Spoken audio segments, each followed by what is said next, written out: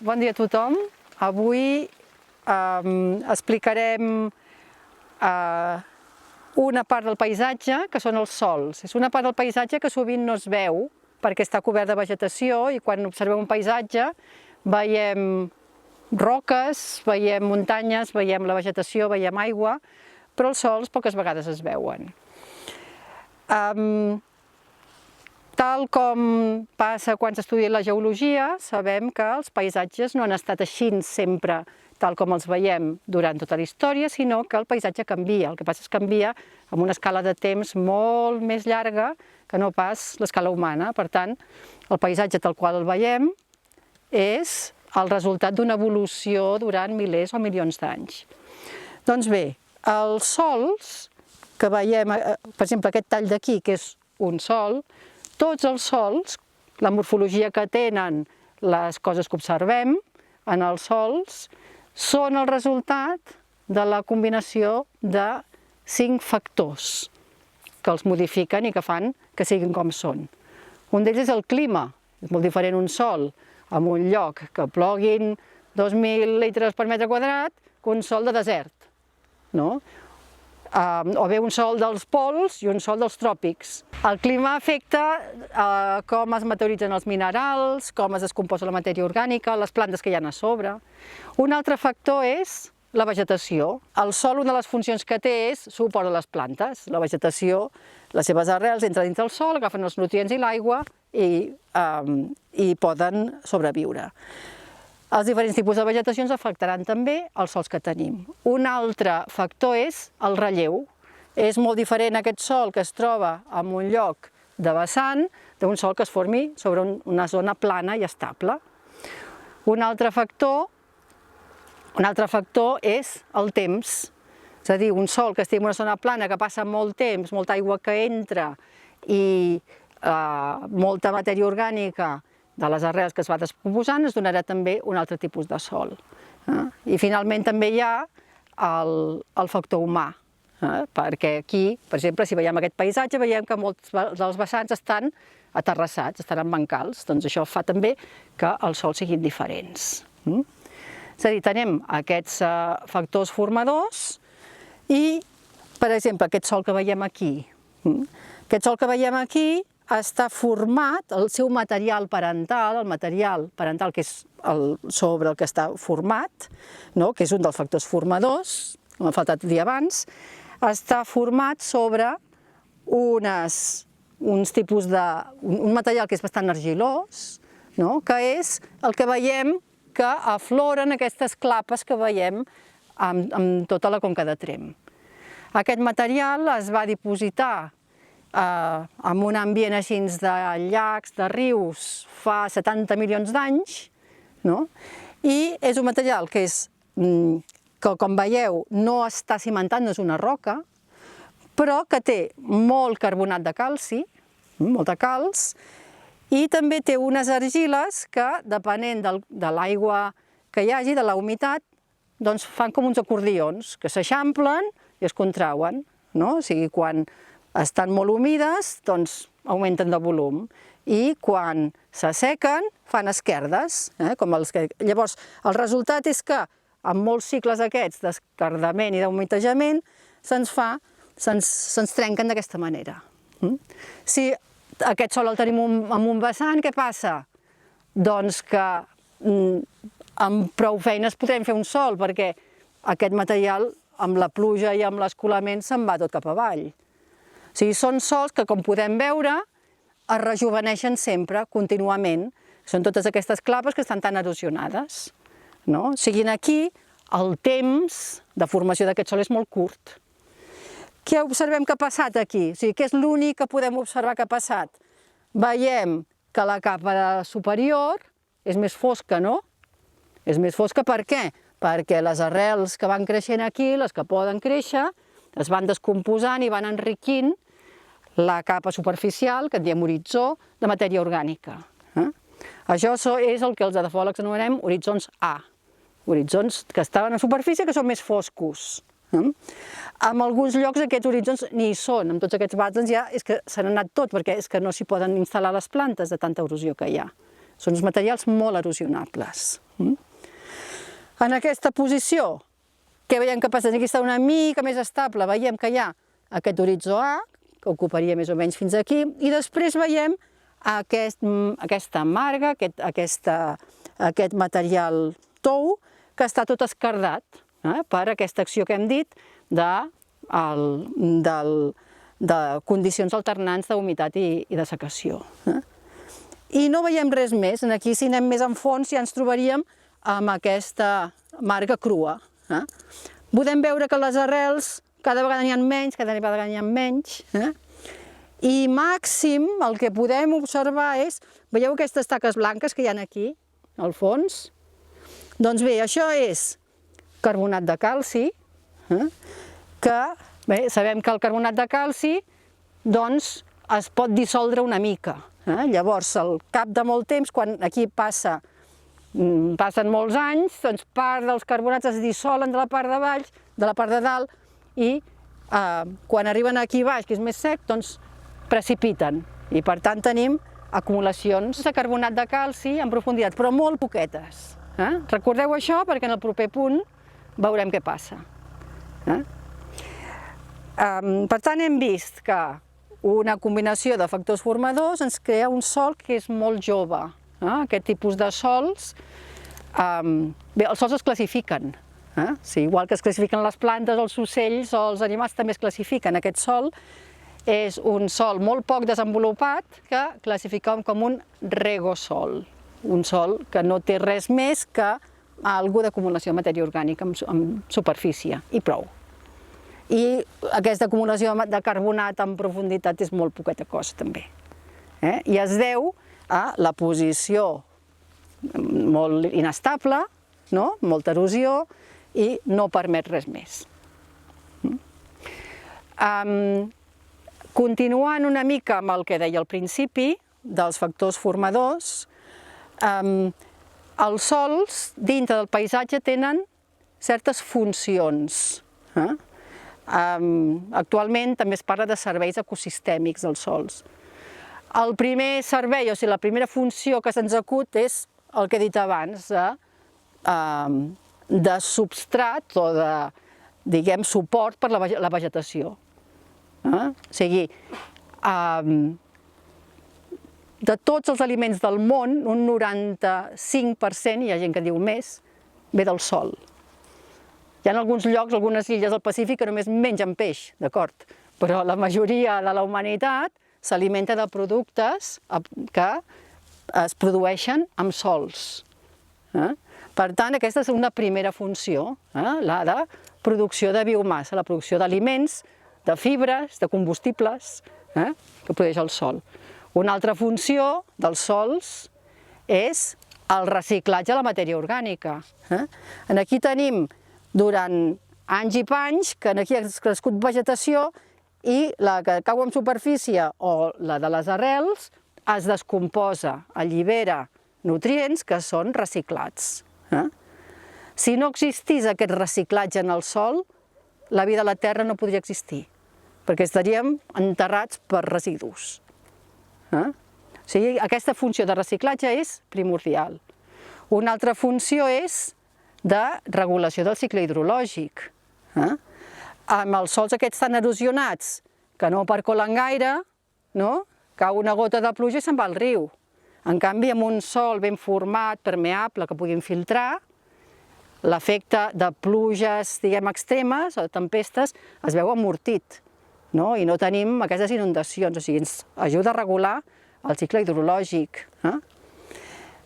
Hi ha altres funcions, una altra que vull ressaltar, que de fet és una de les raons per què fem aquest itinerari, és que els sòls són registres d'ambients passats.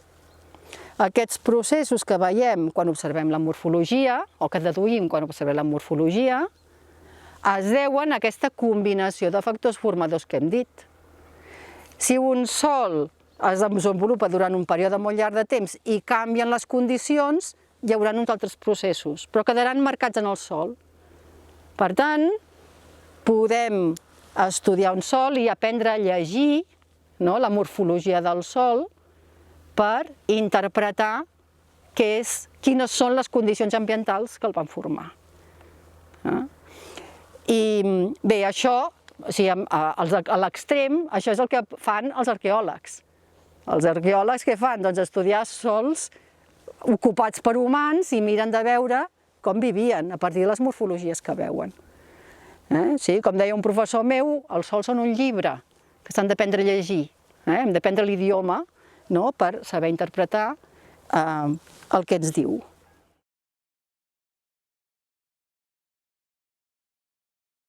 Bé, en aquest segon punt no estem a gaire distància del primer que hem vist. Aleshores, hi ha algunes coses que no canvien. Per exemple, el clima, aquí no ha canviat pas. El relleu, també estem en un vessant. La vegetació és aproximadament la mateixa. Què veiem que canvia aquí? Veiem que canvia el material parental, el que en llenguatge col·loquial s'anomena la roca mare. Aquí ja no tenim el garumnià aquell, el material aquell argilós, sinó que tenim unes graves que provenen del vessant, o sigui, van desmantellant-se aquelles calcàries allà i es van acumulant per gravetat amb el vessant. I tenim uns blocs molt angulars, perquè s'han traslladat poca distància, i tenim tot un paquet d'un material molt més solt que el que teníem allà. Per tant, una cosa que ha canviat, què és? És la permeabilitat, és un material que és molt més porós, que permet la circulació de l'aigua per sota. L'horitzó de dalt continuem veient que és un A, aquest A que és més fosc.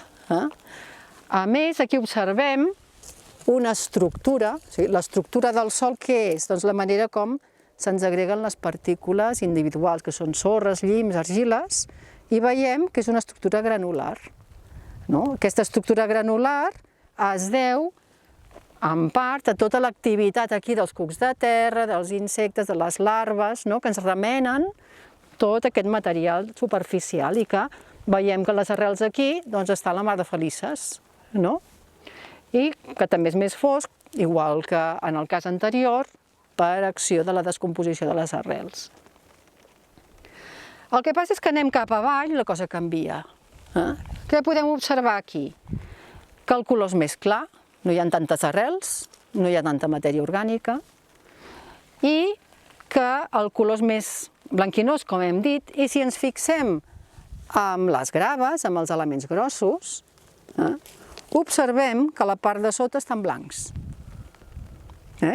Inclús aquell gros d'allà, si us fixeu, després us apropeu, aquí sota hi ha com un recobriment de material blanc.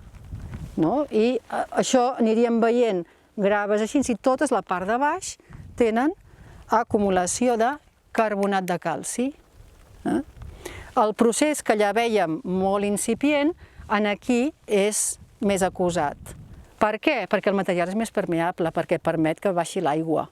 Aquesta aigua dissol el carbonat de calci, perquè totes les roques aquestes són calcàries, en tenen molt. En dissol una mica, passen per aquí sota i van dipositant-se a la part de sota quan el material s'asseca. Com, entre cometes, no és el mateix, però com unes estalactites a les coves, o sigui, es van dipositant a la part de sota. Si anem més avall, què veiem? Que això està cimentat. Això és un ciment, això és com una roca. Però no és una roca, perquè veiem que està format per les mateixes graves d'aquí dalt. Què ha passat aquí? Que aquesta aigua que anava percolant arriba un moment que ja no percola més i llavors aquí va acumulant-se tot el carbonat de calci. On s'acumula? Doncs entre els poros de les graves. I al cap de molt temps arriba a taponar tots els poros i fa de ciment. Per tant, aquí tenim un horitzó amb acumulació de carbonat calci, que és tot això blanc, o sigui, no només la part de sota, sinó tot al voltant i entremig de tots els poros. I és el que anomenem, en edafologia, un horitzó petrocàlcic. Petro, de cimentació, com una pedra, i càlcic perquè és acumulació de carbonat de calci que et ve de dalt. Aquest sòl ja és més evolucionat, perquè al contrari del que vèiem en el primer punt, aquí hi ha hagut un procés molt acusat d'acumulació de carbonat càlcic fins al punt de cimentar. Inclús quan s'acaba de cimentar això, què passa? Aquí ja no hi passa més aigua. O sigui, quan baixa l'aigua per aquí dintre, no? Bé, per sobre i per dintre, no? Quan baixa pel vessant, doncs per aquí sota ja no passa. I en un estadi posterior veiem que si anem en aquella banda d'allà, veiem que es forma com una làmina. Ho veieu? Es forma com una superfície aquí. En aquest lloc d'aquí veiem que hi ha aquestes acumulacions de carbonat càlcic en forma de làmines. Observeu per allà? Doncs bé, això es deu a que l'aigua que s'infiltra arriba un moment que arriba en aquest horitzó petrocàlcic, que segons la nomenclatura amb les inicials és un BKM, que vol dir que està cimentat per carbonats, i ja no pot anar més avall, per tant circula per aquí, que és on va precipitant el carbonat de calci, que són les capes laminars que s'anomenen. Per tant, aquestes capes serien les més joves. Diguem, aquest carbonat que es forma aquí és molt més jove que el que podem trobar aquí, omplint els poros aquí baix. Des del punt de vista de classificació d'aquest sòl, com que té una acumulació molt acusada de calci, de carbonat de calci que s'ha mogut a través del perfil i s'ha acumulat, l'anomenem un calcisol. És ben fàcil. Un calcisol pètric. Sí, com si fos l'espècie, el gènere i l'espècie, doncs això és un calcisol pètric, indicant que té un horitzó cimentat. Quines són les implicacions per la vegetació? Doncs són ben clares, perquè les arrels no baixen pel petrocàlcic. Hi ha alguns casos que aquests petrocàlcics estan esquerdats i llavors les arrels passen per les esquerdes. Però, tret d'això, són sòls que, si es volen manejar o gestionar, doncs més val que no llauris gaire fondo, perquè llavors t'ompliran de pedres al camp. Per tant, la manera de gestionar-ho seria intentar conservar aquest horitzó superior de manera que no s'erosionés i que conservés aquesta matèria orgànica que té. I bé, veiem que amb una distància bastant curta tenim un sòl que és ben diferent del primer que hem observat. I el factor que el diferenciaria seria el material parental diferent, que aquí seria un colobi de vessant. Sí, aquí et reté, o sigui, que arriba amb aquest nivell laminar, te reté aquí l'aigua? No, baixa. Baixa? Baixa. Però vull dir... En aquí baixa. A veure, aquí, clar, explico un patró... Fa com una paret, com si fos una làmina? O sigui, com si fos una banyera, un test, que t'aguante l'aigua allí. Sí, bueno, això passa... A veure, aquest petrocàlcic és en vessant, però també hi ha petrocàlcic en plataformes. I llavors es veu una capa laminar que, bueno, és com si l'aigua quedés estancada i és exactament el que tu dius als testos. O sigui, al cap d'uns anys, jo no sé, a casa meva, després de 20 anys, tinc els testos tot amb carbonats per sota. Perquè se va posar l'aigua i precipita allà. I se te va creixent el nivell de carbonat. I va engruixint-se, sí. A vegades arriba a cimentar, allò que et queda al sota test enganxat, doncs és això. I el nivell d'esta laminar té algun nom? És la capa laminar de sobre, sí, és la més recent. Aquests estadis d'acumulació de carbonats estan establerts. El primer lloc on es van establir és a Texas, en les pel·lícules de l'oest aquelles, que hi ha les plataformes, doncs també hi ha petrocàlcics allà a sobre. I es va establir com una cronologia. Primer es formen a les graves aquestes acumulacions per sota, després totes senceres, després es tapona i finalment es forma la capa laminar. I llavors en un estadi final es trenquen, perquè llavors es forma un karst, es karstifiquen. Es karstifiquen? Clar, al final es karstifiquen. Clar, quan et queda en plataforma ja no està connectat amb cap... i es trenquen i es dissolen, sí. Això és el que en diuen tosca. Exacte, és la tosca. És la tosca. A veure, també té altres connotacions, però sí. O en alguns llocs en diuen tapàs, també. Sí, no, aquí n'està ple. I en el glacis d'Isona, a Talarn, també, els militars estan a sobre d'un petrocàlci. I tot té la mateixa gènesi. I bé, són materials que són molt impermeables, però des del punt de vista d'aquests paleoambients que diem, d'ambients passats, s'estudien s'estudien aquests horitzons per saber els climes en el quaternari, en els últims, 2 milions d'anys. Es poden datar, depèn dels nivells i això. I a nivell de vegetació hi ha sols que prefereixen aquest tipus de A veure, la vegetació és calcícola. O sigui, aquests sòls, tots els sòls que tenen carbonats tenen un pH entre 7,5 i 8,5, tots, perquè és el pH d'equilibri amb el CO2 a l'atmosfera que fa bicarbonat, el famós equilibri carbonat-bicarbonat, i el pH està tamponat a 8, entre 7,5 i 8,5. Llavors són plantes que estan adaptades en aquest pH, o sigui, són sòls que des del punt de vista químic el ferro està immòbil, llavors són plantes que són poc exigents en ferro. Poc exigents. Poc exigents. Per exemple, en aquests sòls hi poses un presseguer i comença la clorosi, allò de les fulles grogues. O segons quins peus de vinya també totes les fulles grogues, perquè són més demandants en ferro. I el fòsfor també està immobilitzat, o sigui, la fertilització fosforada també s'ha de tenir en compte, perquè s'immobilitza i no s'absorbeix bé.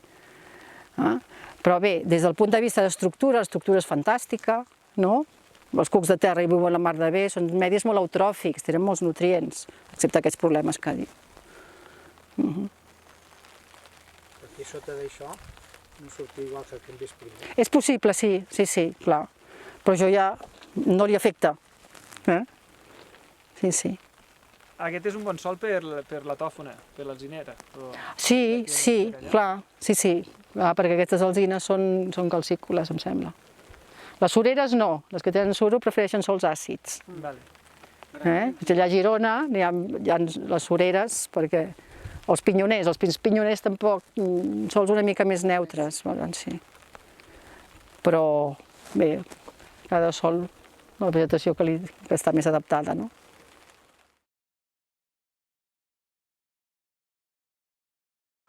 Aquest és el tercer punt que observem en aquest recorregut i veiem que és un sòl molt més complex.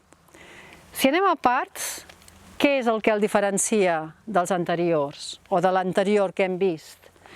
Si us hi fixeu, l'horitzó és molt més gruixut, arriba fins a uns 50 centímetres i també veiem que és molt més fosc. Això ens indica que aquest sòl, aquest horitzó té molta matèria orgànica. Una de les raons pot ser perquè, comparat amb la posició que estàvem abans, que era un vessant, aquí si mirem l'entorn estem vora un fons, per tant hi ha més estabilitat del material, és a dir, també tenim totes aquestes graves que ens venen del vessant, però en una posició més estable. Per tant, la vegetació s'hi pot desenvolupar sense tanta erosió i la matèria orgànica es pot acumular més. L'estructura, aquesta qualitat que hem dit abans, aquí és una estructura també grumollosa. Veiem que les arrels fan que hi hagin aquests petits agregats de sòl, aquests petits terrossos, que fan que la infiltració de l'aigua també sigui molt bona. Una altra característica comuna en aquest cas és que aquí tornem a tenir aquest horitzó cimentat per carbonat de calci, que és molt gruixut i que també ens cimenta aquestes graves que ens provenen d'una torrentada o d'un con de dejecció que ens ve del relleu que tenim al davant. El tret diferencial en aquest sòl és que veiem que a partir d'uns 120-130 centímetres ens canvia completament el material. Ja no tenim tant aquestes graves, sinó que hi ha un horitzó que és molt més vermell i que, si fem la textura és una altra qualitat del sòl que ens diu la proporció relativa de sorra i d'argila i de llim que hi ha. O sigui, hi ha textures arenoses, textures més argiloses. La textura d'aquest horitzó és molt argilosa i conté més argila que els materials parentals, que de les roques mares que tenim al voltant. Si aquest material, aquest horitzó, el mirem al microscopi, veuríem que molts dels poros estan plens d'argila, però argila pura. Això vol dir que aquest horitzó no es correspon amb les condicions climàtiques actuals. Per què? Perquè si hi ha acumulat argila aquí, doncs hem d'anar endarrere. Si aquí tenim una acumulació d'argila que ha vingut en suspensió amb l'aigua, a vegades quan plou queda una aigua així com fang, no? Amb l'argila en suspensió.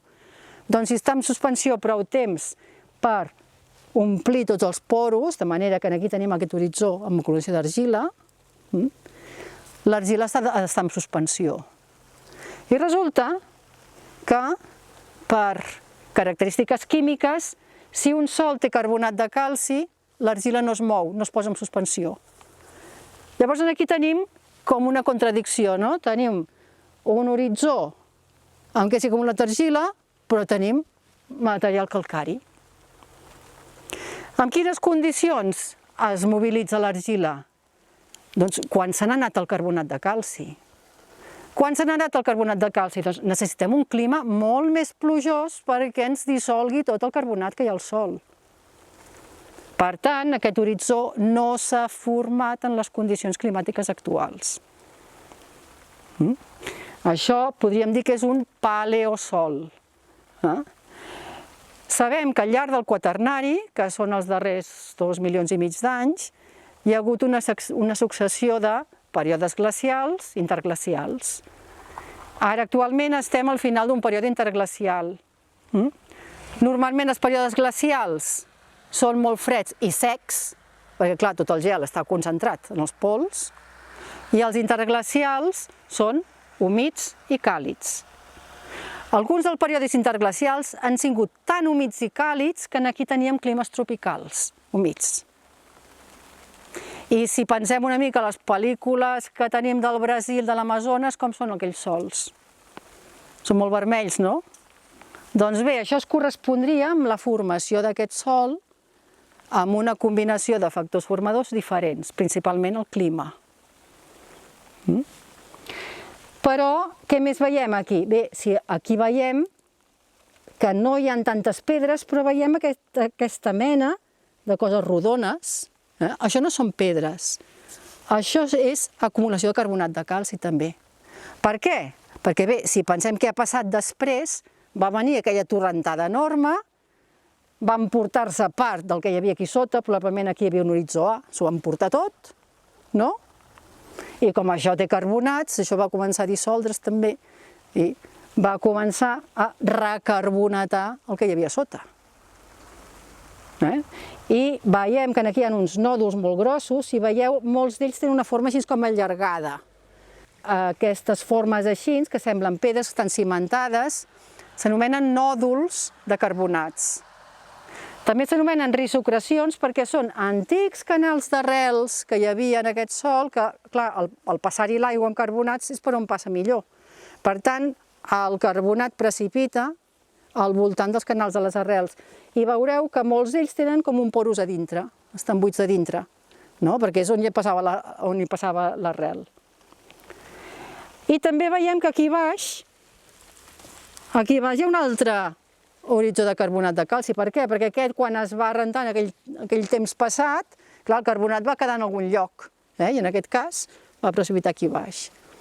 O sigui que tenim un sòl que és com una bicicleta, bicicle, 2 cicles, no? O sigui, l'actual i un cicle de formació de sòls passat que tenim aquí sota. Tornant al primer punt, veient aquest sòl i veient les morfologies que té, podem deduir la història d'aquest sòl. O sigui, podem llegir la morfologia i podem deduir quines són les condicions que l'han format. Alguna pregunta? Digues. S'ha pogut datar? A veure, com se dataria? Doncs a veure, es pot datar quina és l'edat d'aquesta acumulació de dalt, o sigui, quan hi va haver aquesta torrentada. Normalment això es fa per correlació de nivells, perquè això, si va acumular-se aquí, vol dir que no hi havia un lloc més avall. Per tant, si es pot datar això amb un altre nivell de la conca que sí que tinguem datats, doncs sabem que té la mateixa edat. Datar això és més difícil. Si això fos un material col·luvial o de riu, es podria datar amb tècniques, per exemple, d'OSL, de luminescència òpticament estimulada, que el que fa, en poques paraules, és agafar els granets de quars que hi ha aquí i es pot mesurar el temps que fa que aquests granets de quars no veuen la llum, o sigui, quan es van enterrar. I això pot arribar fins a, què sé jo, bueno, els felspats pot arribar fins a 200.000 anys o així. Més endarrere s'haurien de buscar altres tècniques. Una altra cosa és, o sigui, el que he dit ara és datar el material parental, però una altra cosa és datar el procés que ha format el sòl. En aquest cas és, per exemple, la il·luviació d'argila o l'acumulació de carbonats. Datar l'acumulació de carbonats és molt difícil. Per què? Perquè, com hem vist abans, hi ha moltes generacions d'acumulacions de carbonats. Carbonat, un tros es dissol i torna a precipitar. Hi ha un lloc que és més jove i un lloc més vell. I s'ha de mostrejar molt bé què és el que vols datar. Hi ha tècniques com l'urani-tori que et permet fer amb isòtops. Datar l'acumulació d'argila és molt difícil.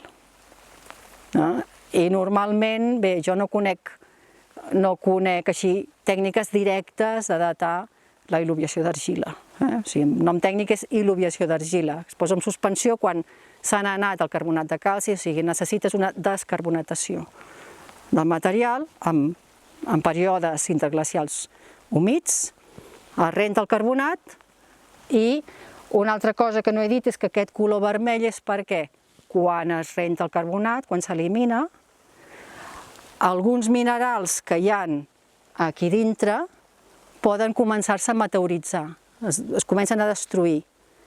I alguns formen argiles, o sigui, com si es desfan i formen argiles de neoformació. I aquestes són les que es poden moure, de fet.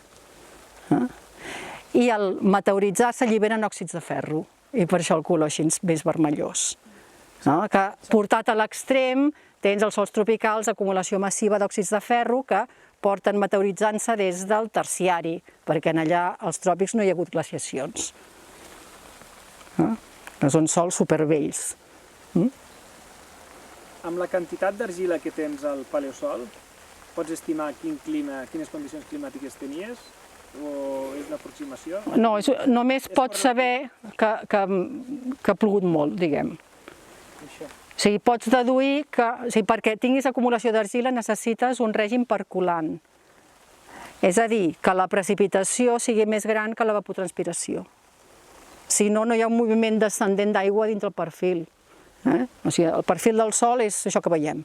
O sigui, perquè hi hagi acumulacions, que a més és com una sedimentació, no? Veus en microscopi així. Llavors, perquè existeix, evidentment, hi ha d'haver un rentat, un moviment cap avall. El color ve després. Primer tenia un altre color diferent? Sí, normalment, sí. Quan es classifiquen els sòls i s'intenta identificar amb morfologia aquest grau de meteorització, treballem amb taules de colors i, segons la classificació, l'enrogiment ha de ser més que no sé quantes unitats, perquè es pugui classificar com un horitzó que ha patit transformació de minerals i alliberament d'òxids de ferro. Però no saps quin material parental era aquí? No, no ho sé. A veure, es podria saber, probablement es podria saber, però no ho sé. Jo dedueixo que són uns col·luvis o material derivat del garumnià, però no ho sé. O sigui, no conec el relleu ni l'evolució del relleu en aquesta zona. Bé, la seqüència aquesta de carbonats i il·luviació d'argila al Mediterrani és supercomuna. I quan estudies paleosols, que és una manera d'aproximar-se als geòlegs quaternaristes, que estudien el quaternari per veure aquestes alternàncies de climes tan fortes que hi ha hagut al llarg d'aquests darrers milions d'anys, els paleosols és una eina molt útil. El que passa és que Clar, si un sòl és molt estable en una posició, aquests canvis de clima, les formes i el resultat en el perfil s'han superposat unes sobre les altres. I per tant, unes han esborrat les altres i és molt difícil d'interpretar. Quins són els casos òptims en què podem veure aquestes successions? Per exemple, aquest és un dels casos, perquè hi ha hagut una aportació de materials per sobre i els antics han quedat emmagatzemats aquí, han quedat, diguem, sepultats, no? Enterrats, i per tant els podem veure. Un altre cas que és superòptim per estudiar-ho és el que anomenem els loes. Els loes són dipòsits eòlics, és a dir, núvols de pols, com allò que es veu a vegades a la televisió, tempesta de pols al Pakistan, no sé què, allò que es veu a les pel·lícules, no? Doncs allò, quan xoca contra una cadena de muntanyes, es diposita sota vent, no? Llavors, si això passa durant molt de temps, clar, allò va creixent, i per tant, els períodes d'estabilitat, allò es forma un sol, i torna a créixer, i es forma un altre sol. I és com agaféssim un sol d'aquests, fem un acordió i féssim i despleguéssim. Llavors veiem tota la successió de paleosols que es poden datar i pots deduir les condicions paleoclimàtiques o paleoambientals a cada nivell. I així és com a Centre Europa, que hi ha molt més loes que aquí, s'han establert les successions de climes al llarg del quaternari a Centre Europa, perquè tenen més loes. Aquí en tenim una mica, pel llac l'Ebre i així, que hem estudiat i que bé, també es poden arribar a fer aquestes successions. També un altre cas, per exemple, Barcelona. Barcelona està sobre un con de dejecció que et ve de Collserola, no? Doncs bé, allò també ha anat creixent al llarg del quaternari. Bueno, ara ja la ciutat ja no creix més, no? Però en molts llocs, cap a la zona universitària així, es veuen aquests cicles de carbonats argílic, carbonats argílic, o sigui, blanc-negre, blanc-vermell, blanc-vermell. Perquè en lloc d'eòlic és un dipòsit col·luvial que va creixent. Seria semblant a aquest? Seria semblant a aquest, sí. I aquest nivell vermellós aquí, quina vegetació hi podia créixer o no hi creixia vegetació? Sí que hi creixia, aquí veiem que hi havia arrels, aquí hi havia vegetació. No saps quin tipus de vegetació no se sap? No, ara no se sap. Ara hi ha noves tècniques. Hi ha noves tècniques que permeten extreure, mira quina cosa més forta, permeten extreure ADN de l'argila i ADN de les calcàries. Perquè la vegetació que hi havia se pot extreure i només amb una miqueta es pot seqüenciar i es poden identificar les espècies. Però, matèria orgànica o no? No, ADN. O sigui, les molècules d'ADN que queden enganxades a les argiles, perquè les argiles resulta que són com petits imants, no? Que tenen càrrega. Llavors, altres compostos s'hi queden enganxades. I llavors, les restes orgàniques que hi havia, encara que n'hi hagin poques, queden adherides a les argiles i durant milions d'anys inclús. Hi ha gent especialista en aquestes tècniques d'extreure l'ADN d'aquests argiles i seqüenciar-la i identificar les espècies. O sigui, és molt ciència-ficció, però resulta que s'està fent ja. Després que s'utilitza control de les espècies, saps les condicions climàtiques que l'afavoreixen? Clar, perquè evidentment amb aquest clima molt més humit segur que espècies, diguem, xeròfiles com les que tenim ara no hi eren. I aquest sol com es classificaria? Com es classificaria igual? Bueno, s'hauria de veure si aquesta acumulació de matèria orgànica d'aquí dalt és suficient per dir que és un sol super... O sigui, veiem que l'estructura i tot és molt bona. Llavors, hi ha un tipus genèric de sols que serien els de més qualitat del món, que són els sols negres. Malauradament, sabem quins són els seus sols negres perquè els veiem cada dia a la tele, amb les bombes que cauen a Ucraïna. Els sols de l'estepa russa i ucraïnesa són sols negres així de gruixuts. Tenen aquests horitzons d'1 metre, negres, sense pedres i amb una estructura fantàstica, són sobre loes. són els sols que tenen més qualitat del món, o sigui, són el graner del món per produir aliments. Llavors, aquest sol, o sigui, això s'hauria de veure si arriba per horitzó mòlic, que es diu, que és un horitzó que té un color molt fosc, però bé, aquí hem fet moltes proves amb els colors i no arriba, o sigui, estem al límit, no? Però tendeix cap a, o sigui, és un horitzó aquí dalt que és de molt bona qualitat perquè es desenvolupin les arrels. Té bones propietats físiques i bones propietats químiques. El limitant el veiem aquí. Mireu les arrels com van, estan tapissant el petrocàlcic aquí, no poden baixar més. Però des del punt de vista físic i químic, només en aquest pam, aquest mig metre, és de molt bona qualitat. Exceptuant, o sigui, per l'ús que tenim, perquè té moltes pedres també. Llavors, si no ho és, el classificaríem igual que l'altre. També seria un calcisol pètric. Per què? Perquè això està ja molt avall, i bé, hi ha algunes arrels que són molt valentes i arriben fins a baix, però aquest ja no ens afectaria per la classificació. O podem dir, hi ha maneres de classificar, doncs això seria un lubisol, diríem, que són aquests que tenen acumulació d'argila, i a sobre té aquest altre. Hi ha maneres d'expressar-ho en la classificació, que hi ha un sol a sobre l'altre. Què més? Que el límit sigui tan clar, no sobta? És un contacte erosiu. És un contacte erosiu. Això és que imagina't la torrentada, no? No, i aquí no hi ha bioturbació perquè això va quedar enterrat. O sigui, el sol va començar-se a formar una altra vegada a la part superior. Tot aquest gruix creus que és de la mateixa torrentada? Jo crec que sí. A veure, tu pensa amb l'energia d'una torrentada per arrossegar això. Ara a vegades hi ha inundacions que mostren inundacions per una riarada, no sé què. Tu mires les pedres que resulten d'allà, doncs imagina't aquí la torrentada que hi devia haver per arrossegar això, i devia ser un esdeveniment catastròfic, no? En un moment devia acumular tot aquí.